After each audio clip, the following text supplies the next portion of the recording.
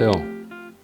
이상호 성형외과 원장 이상호입니다. 오늘은 상안검과상술에 대한 오해와 진실에 대해서 말씀드리겠습니다.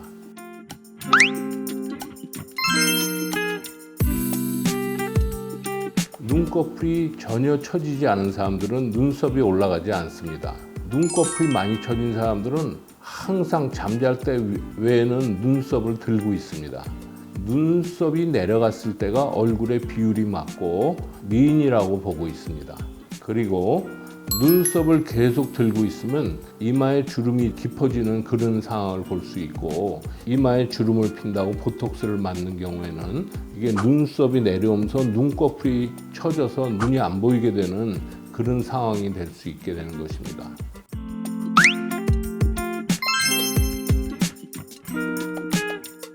여기 보시다시피 우리 한복 치마가 끌리지 않게 하는 방법 중에 하나는 허리띠를 매는 방법이 있습니다. 허리띠를 매는 방법은 쌍꺼풀 수술을 하는 방법과 같습니다. 그런데 쌍꺼풀을 할 경우에는 이 처진 게 위로 올라가기 때문에 허리를 들고 있던 게 내려오면서 이런 모양으로 두껍게 되는 모습을 볼 수 있습니다. 그래서 눈은 크게 할 수 있지만 우리나라 사람 한 80% 이상은 눈꺼풀이 두꺼워지고 덮이면서 모양이 좋지 않고 수술한 티가 많이 나게 되는 그러한 단점을 가지고 있습니다. 상안검상술은 처진 치마를 허리 단열수선에서 끌어올리기 때문에 처진 게 없어지는 것과 같은 모습입니다. 즉 눈꺼풀이 처진 거를 상안검상술만 해도 눈이 시원하게 커지는 것을 알 수 있습니다. 너무 많이 자르면 눈이 안 감길 수 있기 때문에 그 여유를 두는 것 때문에 눈밑이 살짝 가릴 수 있는데, 그 부분은 치마에 허리띠를 매듯이 살짝 쌍꺼풀을 해서 눈매가 확실히 드러나게 해주는 수술을 같이 하게 되는 것입니다.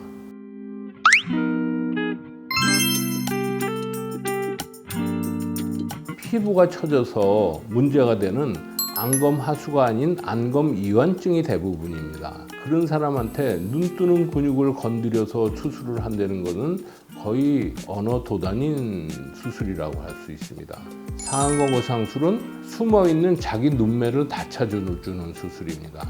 대부분 사람들은 속에서는 눈이 큽니다. 그런데 피부가 처져 내려서 덮고 있기 때문에 눈이 죽어 보이고, 또 특히 또 안쪽을 많이 덮은 사람은 눈이 올라가 보이고, 바깥쪽을 많이 덮은 사람은 눈매가 내려가 보이고 하는 그러한 거기 때문에 그런 것을 고쳐주면 그야말로 눈매는 저절로 교정이 되는 것입니다.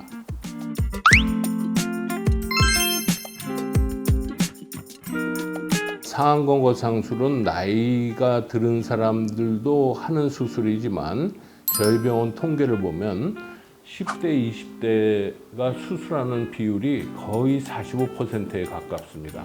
전 연령이 다 하는 수술입니다. 저희 병원에서는 13살만 넘으면 다 수술할 수 있다고 하고, 제가 수술한 사람 중에서 가장 연세가 많으신 분은 88세셨습니다.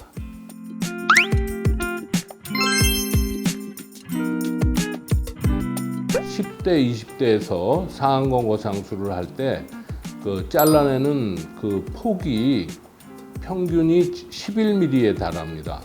그렇게 하고 길이도 약 52에서 55mm를 잘라서 눈꺼풀이 처진 것을 완전히 해결해 놓습니다. 제가 한 29년 동안 9,000건 이상 수술했는데 20년 지나서 선생님 저 처져서 좀 더 잘라야 되겠어요 하고 오신 분이 2명밖에 없었습니다. 그럴 정도로 거의 처짐은 해결하는 수술입니다. 우리가 눈꺼풀이 처졌다는 것은 그게 선천적인 부분이 있기 때문에 다 고쳐놓으면 그렇게 나이가 들면서 많이 길어지지 않습니다. 거의 일생에 한 번만 하시는 걸로 생각하시면 될 것입니다.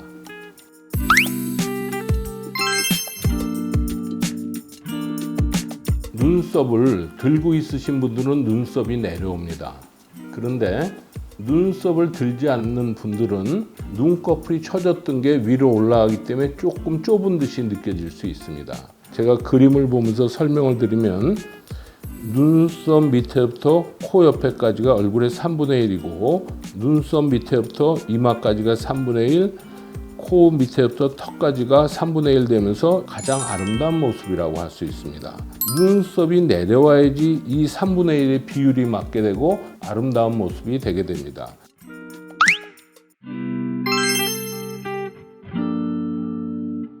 눈썹을 들기 위해서는 전두근에 힘을 주게 되고 당연히 이마에 주름이 지게 됩니다.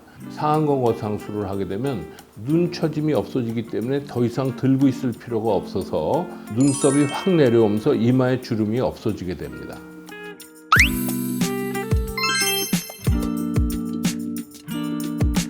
상안검 거상술 후 흉터가 아주 적습니다. 6개월에서 1년 됐을 때는 거의 어디 수술했는지도 모르는 경우가 거의 80%에도 90% 되고 가느다란 실을 하나 남을 정도로 남는 경우가 한 10% 정도 된다고 할 수 있습니다. 눈썹 고정술이라는 걸 해서 땡기는 긴장을 완전히 없애준 상태에서 꼬매주기 때문에 흉터가 아주 적게 생깁니다. 눈썹을 계속 드시거나 눈꺼풀에 피부가 두꺼우신 분들은 흉터가 조금 더 생길 수 있는데 그런 경우에는 수술하고 3주 후쯤에 눈썹에다가 보톡스를 놔서 눈썹을 들지 못하게 하면서 흉터를 적게 해줍니다. 80%는 고쳐집니다. 20%는 덜 고쳐지는데 그런 경우에는 한두 번 더 주사를 6개월마다 하면은 다 고칠 수 있게 됩니다. 초기서부터 흉터가 좀 안 보였으면 한다 하는 분은 눈썹 문신을 수술과 동시에 진행하시면 3주만 돼도 흉터가 잘 안 보이게 됩니다.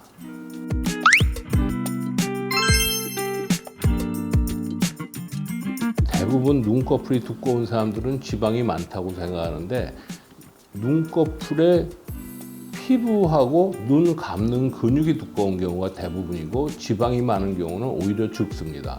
두꺼운 피부와 눈 감는 근육을 제거해버리면 얇은 피부가 끌어올려가면서 밑에 지방이 거의 없기 때문에 오히려 눈이 꺼지게 됩니다. 눈둘레근 피판술이라고 해서 잘라버릴 눈둘레근을 피가 통한 채로 위치를 움직여서 꺼짐을 막아주는 수술을 제가 개발한 게 있습니다. 그거에 대해서는 걱정하지 않으셔도 됩니다.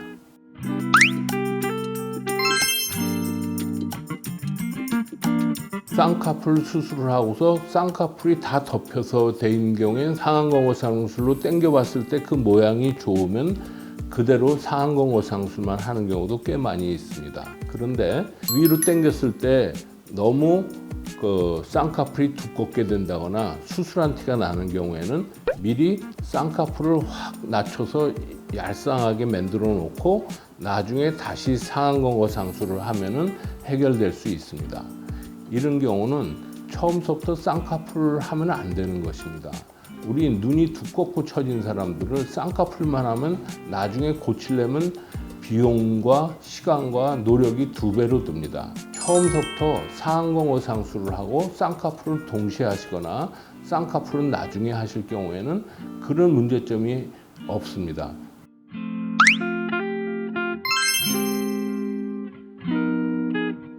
상안검 거상술이라는 말을 만들어서 참 29년째 쓰고 있는데 여전히 환자들은 상안검 거상술이라는 게 참 어려워하고 있습니다. 그래서 어떻게 좀 쉽게 청춘 미목술이라고 짓고 그 특허를 내게 됐습니다. 상안검 거상술과 청춘 미목술은 똑같은 수술입니다.